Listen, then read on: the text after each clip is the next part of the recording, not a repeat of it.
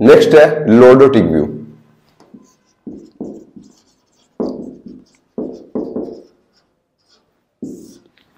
Lordotic view क्यों किया जाता है?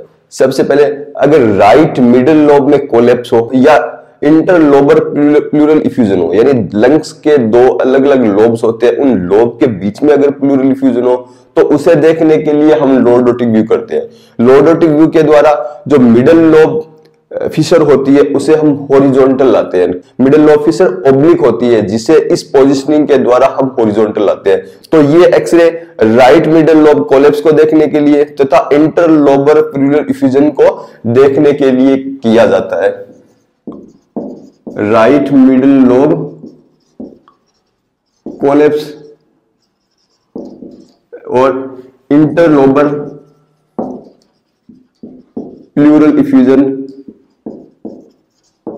देखने के लिए। इसे हम कैसे करते हैं?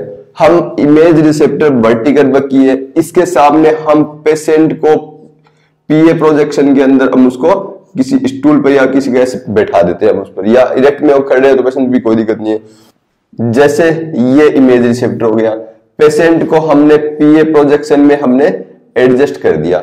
इसके बाद में जो वर्टिकल बकी है या इमेज रिसेप्टर है, इसके साइड में जो उसको साइड से हम दोनों हाथ से पेशेंट को पकड़ा देते हैं। जैसे इसकी साइड से यहां से पेशेंट दोनों हाथ से इसको पकड़ लेगा पेशेंट को। उसके बाद में पेशेंट को पीछे की ओर उसको बेंड होने के लिए बोला जाता है, पीछे की ओर झुकने के लिए बोला जाता है।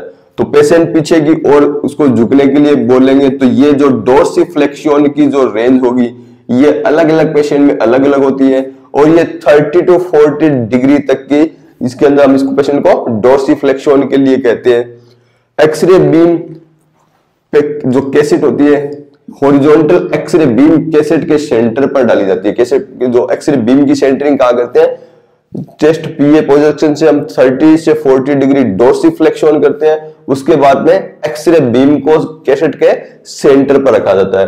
ये डोर्सिफ्लेक्शन की रेंज अलग अलग पेशेंट के लिए अलग अलग होती है, डिपेंड उसकी बॉडी एनाटॉमी पर डिपेंड करती है।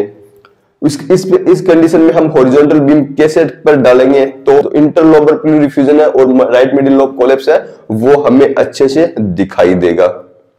तो ये लॉर्डोटिक व्यू भी कंप्लीट है।